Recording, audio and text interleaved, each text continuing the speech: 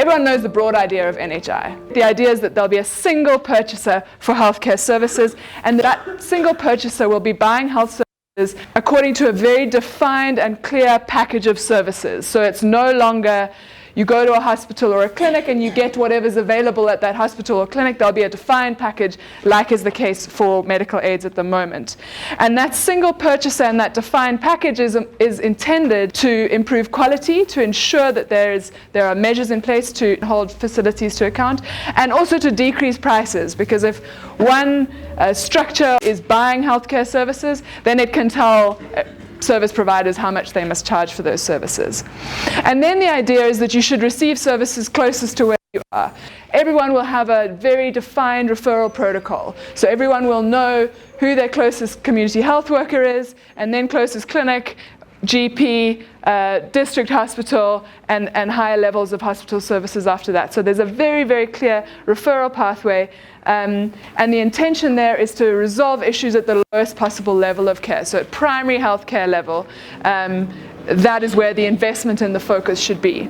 So that's the broad idea of NHI, and you've all heard that from what politicians are saying and what's being said in the media. But there's a lot more to it that I think we need to delve into. So the first thing on how it'll affect you as an individual is to ask the question, who does it involve? What the bill says is that South Africans, permanent residents, and refugees, people who have very limited access, will be asylum seekers and undocumented migrants. And what the bill says about them is that they will be entitled to ambulance services, essentially emergency medical services and transport pre-hospital, so only ambulance services, and services for notifiable conditions of public health concern. And what that means is tuberculosis, cholera, Ebola, those kinds of conditions. What it doesn't mean is HIV. In addition, asylum seekers and undocumented people won't be able to access maternal health care services. They won't be able to access primary health care services. They won't be able to access emergency services after the ambulance, because there's no provision for emergency medical services for asylum seekers and undocumented people after emergency transport. What the bill also says is that children of asylum seekers and undocumented people will be entitled to a basic package of healthcare services. But there's no definition of a basic package of healthcare services, and that's been wording that's been included in the Refugees Act and in the National Health Act for a long time. No one's ever defined it because we've never needed to, arguably. And so we don't know what children of asylum seekers and undocumented people will be entitled to. There's no provision for stateless people, and there's no provision for people without IDs. So that's going to be one of the, I think, key issues around which civil society needs to cohere and to start thinking. How do we expand access, not just for South Africans and permanent residents and refugees, but really for everybody who's within our health system? From a human rights perspective, from a public health perspective, it just doesn't make sense to not provide, for example, ARVs to asylum seekers, many of whom may have been asylum seekers for 10 years because our home affairs system doesn't work. And so you're just leaving people in the lurch. And then how do you become part of this NHI system? You're not just by virtue of being in South Africa a part of it. You have to register. And what that requires is that you go to a health facility, you give your name, you give your ID or your refugee permit, and you give your fingerprints, and you have to give your address. Now this could be a problem again for people who don't have IDs, and there's many people who don't have IDs. It's a problem for people who don't have a formal address. It'll be difficult for those people to register. So I think that's another issue that we need to think about. How are we ensuring that people are actually able to access this thing called national health insurance? Then the next question is, where do you get your services under NHI? So there are two processes that a health facility, whether it's a public health facility or a private health facility, will have to go through in order to be contracted by the NHI fund and therefore be able to provide services to anybody who's registered. And that's certification by the Office of Health Standards Compliance and accreditation by the NHI fund. So the certification process requires that health facilities comply with the OHSC norms and standards health facilities.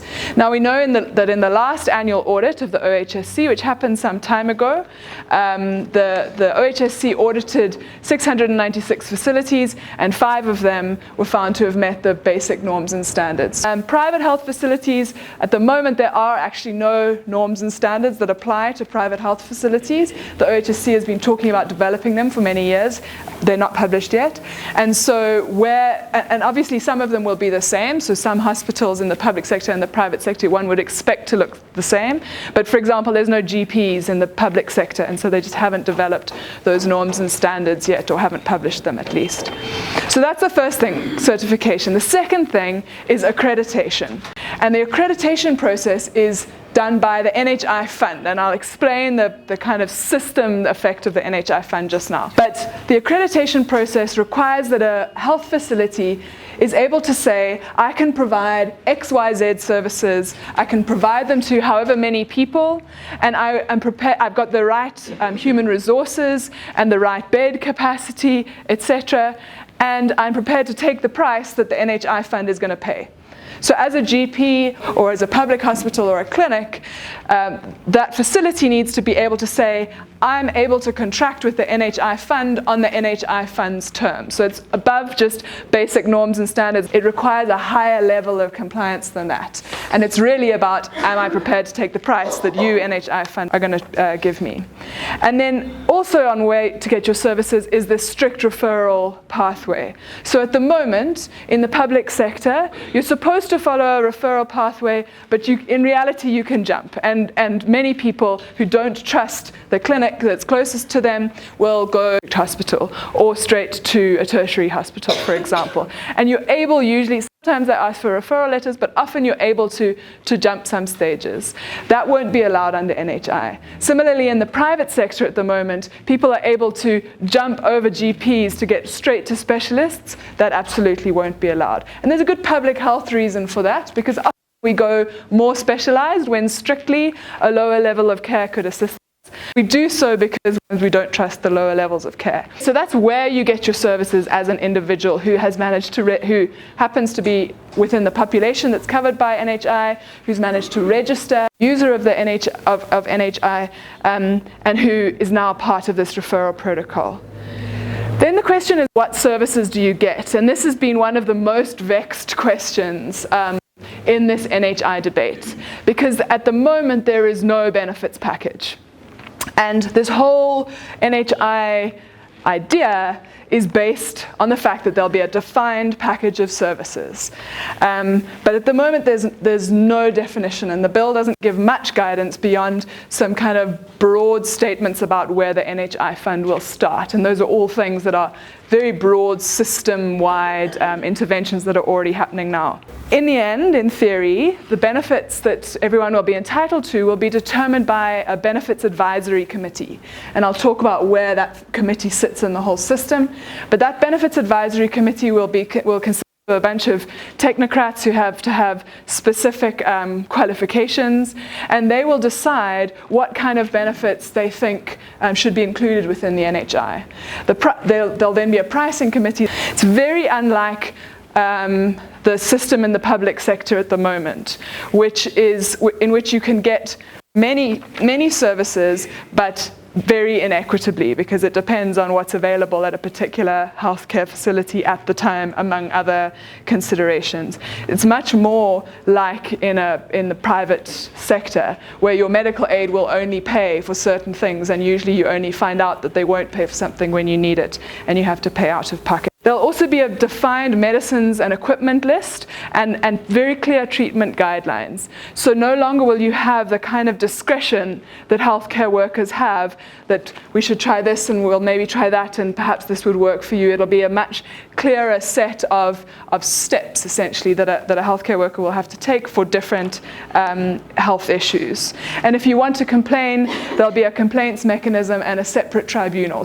The next question is, how will we be paying for our healthcare services under NHI? There'll be a shifting of funds from the money that currently goes to provincial departments of health in the form of the provincial equitable share, and of the conditional grants. And there are a number of big conditional grants, including a grant for HIV, STIs, malaria, and CHWs. They keep on squeezing extra things into that grant, but there are these big grants that will shift over into the NHI fund. And the NHI fund will then have the majority of healthcare money rather than it going to provinces. There's also an intention in the kind of medium term, it seems, although there are no dates to this, to stop the medical aid tax credit. And that credit is something that people who pay into medical aids get back every year on their tax return. So, and what that medical aid tax credit means is that essentially the state pays this or spends the same on you, whether you're in the public sector or the private sector. So the amount of the medical aid tax credit is more or less the same as what the state spends per patient in the public sector. The idea is that credit will be cancelled so that less money is going back to people who pay for medical aid, and that money can be absorbed into the health budget. And then eventually, and this is what you hear about a lot in the press, but there's very little clarity in the bill about this, eventually there should be more taxes, so that as part of our progressive tax system where you pay more if you earn more and you pay a greater percentage of your salary if the higher you earn, there'll be an increase in those taxes so that people who are currently paying for medical aids won't really be able to afford to pay for medical aids anymore, and in theory won't need to pay for medical aids anymore because the state system will be providing the services, and the state system will then have an injection of funds. So that's how NHI is supposed to work for you as an individual. But it's also quite important, and that's also kind of where the talk is in the media. This is where the Department of Health is talking about NHI, is how it affects you. But how it affects the health system also determines how it affects individuals within the health system, right? So if we, the changes, the intended changes to the health system in South Africa are going to quite dramatically affect how people in South Africa achieve or are able to access healthcare services. And so it's worth, I think, before questions, just looking at how the system is going to be affected by NHI. So at the moment, everyone knows, because we talk about it all the time, we have the public health system, we have the private health system. They basically spend about the same amount of money. Public health system serves about 85% of the population. Private health system serves about 15% of the population. So the private health system is expensive. It's dominated by a couple of key players, and the Health Market Inquiry report came out at the beginning of this week and made that very clear, where the inefficiencies in the private system are. And the public health system is straining under the weight of 85% of the population and half of the health funding.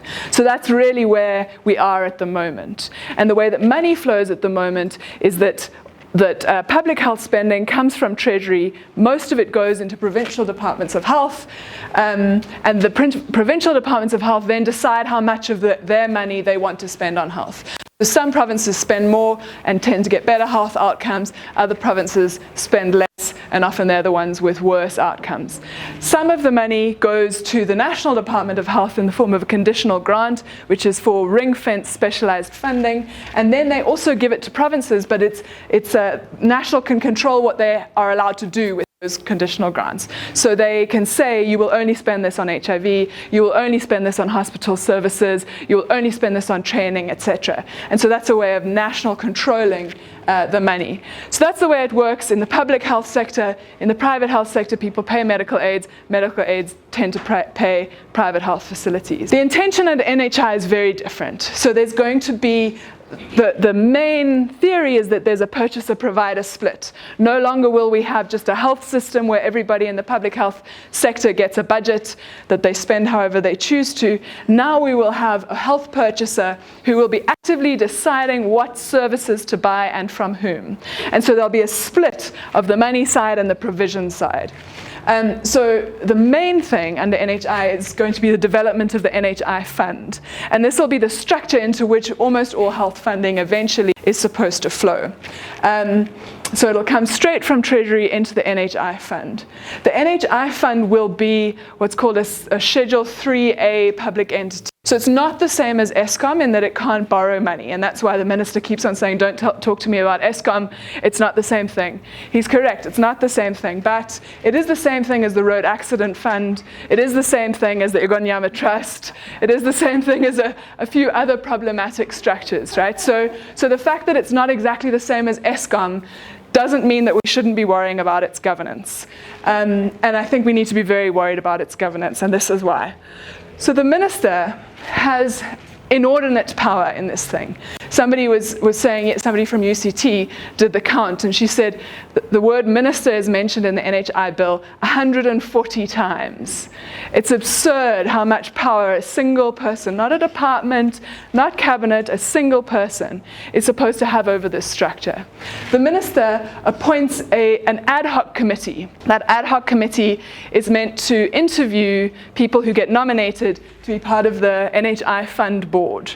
They interview those people, they then make recommendations to the minister, and the minister appoints everybody on the board.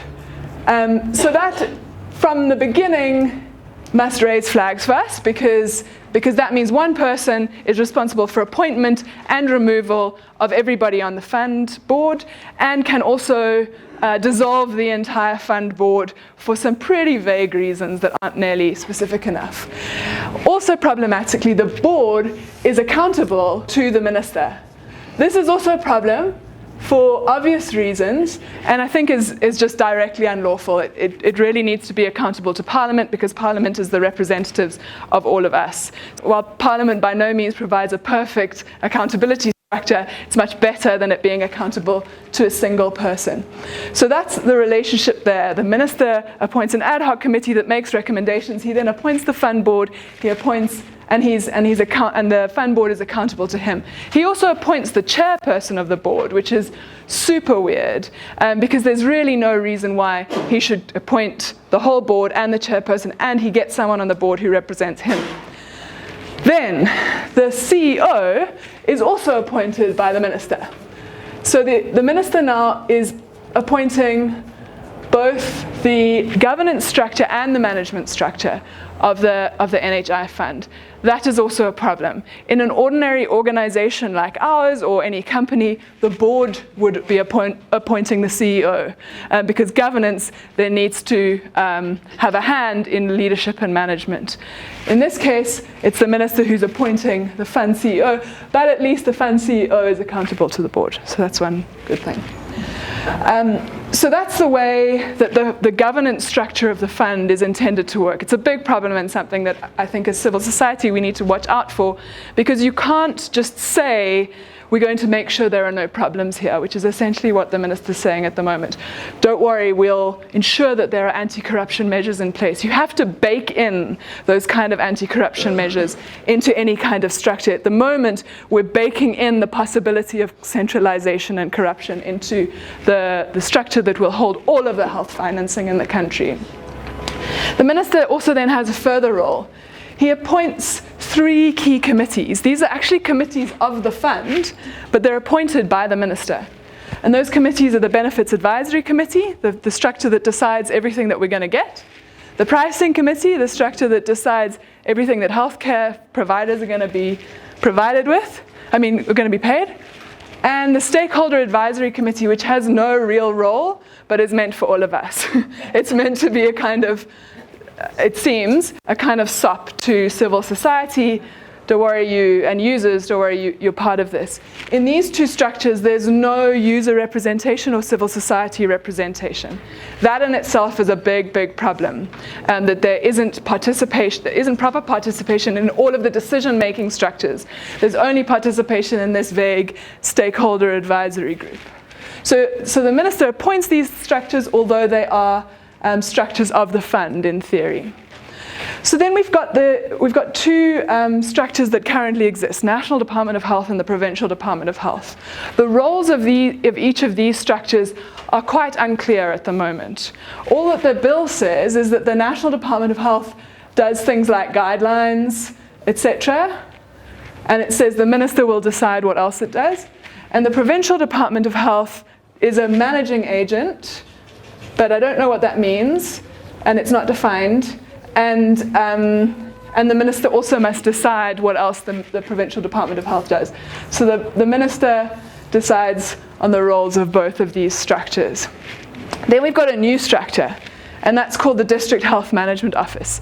This is at district level, so there'll be 50 53 of them in the country, and they are supposed to play the role that really the Provincial Department of Health plays at the moment. They're supposed to play a kind of coordinating role to make sure there are adequate and appropriate healthcare services in each district. Strangely, we're going to have a jump over the province, and the district health management officers become accountable to the minister. They fall under the minister, and they are constituted as the same as a national level structure. So they will receive budget like any other national level structure. So it's quite odd, right? We are jumping over provinces for clear political reasons, but we're now creating structures at district level that are the same as national structures. So it's confusing. So that's the health service provision side and like the health system structure. We then come to the funding structure. So as I said, all the money is going to come into the fund from Treasury, and the fund is then going to make decisions on how to spend the money, advised by the Benefits Advisory Committee and the Pricing Committee. The fund is going to then contract with, not give budget to, contract with these things that are also a new structure called a contracting unit for primary care. And the contracting unit for primary care will be at sub-district level. So there'll be 200 and something of them. And they are, as it sounds, they're the contracting unit. So they will receive the funding and they will contract with health facilities at sub-district level. So each contracting unit for primary care will have one district hospital and will have a number of clinics, community health centers, community health worker teams, and GPs. So this is the first place where the private sector is intended to be kind of incorporated within the primary healthcare level structure. This is quite a nice idea in many ways because it envisages what health activists have been saying for a long time, that a district hospital should in many ways be a kind of focal point for health facilities around it and should be able to coordinate and assist those health facilities in performing their functions. So in that way, it's a nice kind of coordinating structure. I think the difficulty is that the whole system becomes a contracting process. So rather than it just being a budgeting process, everybody will be contracted, and there'll be a whole lot of contract management that has to happen, which can be problematic. So that's how all primary healthcare will be handled, through these contracting units for primary care. Then other levels of care will be dealt with separately. So again, instead of money going from national to province and then province deciding what budget to give what clinic and hospital, now the money will go to the contracting unit for primary care and to individually to hospitals. Oh, there we go, to hospitals. So hospitals, whether they are public or private, will then will be contracted to provide certain services. And there's kind of different levels of hospital, but most of them they're all given different levels of independence. So the biggest hospitals are going to be semi-autonomous bodies. They're going to be like completely separate structures that get money all by themselves, and provincial hospitals a bit less autonomous, etc. But really, the idea is that all of these hospitals become separate contracting units, and they will then contract directly with the fund. Do not pass the Provincial Department of Health, do not pass anybody else. It's a direct relationship. Emergency medical services is quite confusing in that there's supposed to be direct contracting also with either public or private emergency medical services. I think for political reasons, at the moment, the public services are supposed to still fall under the Provincial Department of Health. They're supposed to provide the services through their equitable share. So it's not clear how that direct purchasing is really working when it comes to emergency services. But really, the gist of it is that different kinds of services will be paid for separately through a contracting system where there's not budgets flowing, it's specific services that are purchased. And the way that the payment mechanisms will work is supposed to ensure that there won't be these problems with fee for service that we have in the private sector, which at the moment encourages over-servicing. So it won't be that for every pap smear you get X amount of money, there'll be an assumption that in this area you have Y number of women, you're going to need however many pap smears, you're going to need however many antenatal services, however many other kinds of services, and you'll be paid a kind of globular in that money essentially in order to ensure that they are able to provide the services that they're supposed to provide. So that's how the purchasing of health services will work.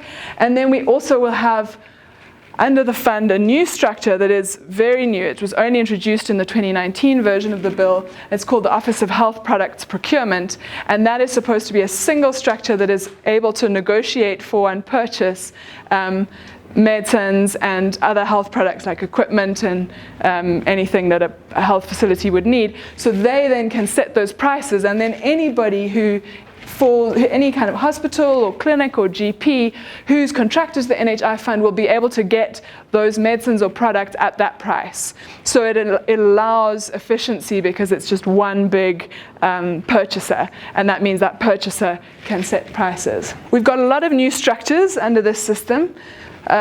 These are all new. There'll be committees, but they're paid committees. They need infrastructure. District health management offices are new structure. Contracting units for primary care are new structures. The fund obviously is a new enormous structure, and the governance structures will have to be built in, and then the Office of Health Products Procurement is a new office that'll have to be set up. So it introduces quite a lot of complexity into an already pretty complex and resource-constrained health system. The last thing I'll say, just before we go to questions, is the transition. Because it's important, I think one of the important things for civil society to think about and talk about is going to be how we're intended to move from the health system we have now to the health system that we will have under NHI. And there's quite a lot of contradictory and conflicting information in the media about how this transition will work. Because in the bill it says one thing, in the memorandum to the bill it says something slightly different. And if you listen to people from the Department of Health talking about NHI transition, they say something very, very different. So this is what it says in the bill and the memorandum. I've kind of mushed the two together to the extent possible. So in September 2019, last month, we were supposed to establish the NHI fund, start implementing a national quality improvement plan. We saw a draft of it in 2018. It was terrible. We made comments. We've never seen it again, so we don't know what's happening there. And we're supposed to start certifying, accrediting facilities and providing services. So that's supposed to run from last month until March 2021. In May next year, the NHI fund is supposed to bid for funds, just like every other department within South Africa bids for funds within the budget. The NHI fund should have been established by then, and it should be then bidding for funds for the following financial year. The payment mechanism should be established, and public and private healthcare providers should be able to start contracting with the fund. The NHI fund will then start spending its money from March 2021, so a year and a half from now. So that's really when NHI as a new financing mechanism will kick in. And at the same time, so the money that the NHI fund will have seems to start with the conditional grants. And the reason for that is a political one. That's money that the national department has a bit of control over. So they don't really have to fight so much with provinces about it. And so the intention is that the big conditional grants, including the HIV conditional grant and the tertiary conditional grant, will go into the NHI fund. We don't know what it'll be spent on, but that's where the funding for the fund is supposed to start. Then the following year, March 2022, so 2.5 years from now, part of the equitable share that goes to provinces will be transferred to the fund. So provinces will get less money and the NHI fund will get more money. And then this is phase 2. It's called the final phase. And the intention is that everything will expand, will carry on making things better, increasing the services available under NHI. And it says if the economy is favorable, then we'll increase taxes. And then by 2026, we've reached nirvana. And we have an NHI system that is providing all health services that are required to the whole population, and doing so at better prices and better quality. So that's the transition process that is described in the bill and the memorandum. So I think while a lot of the noise is overblown, there are also some real legitimate concerns from the different sectors of the private sector.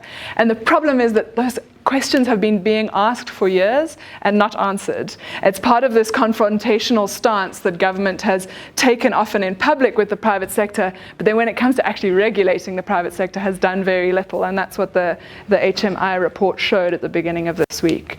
So, in theory, private health facilities should be able to remain operating on very different terms. Medical aids are going to change fundamentally if they can only provide complementary health services. The reason they're only allowed to provide complementary health services is so that the fund can benefit from having all of the power when it comes to price setting. That's why it's separated like that.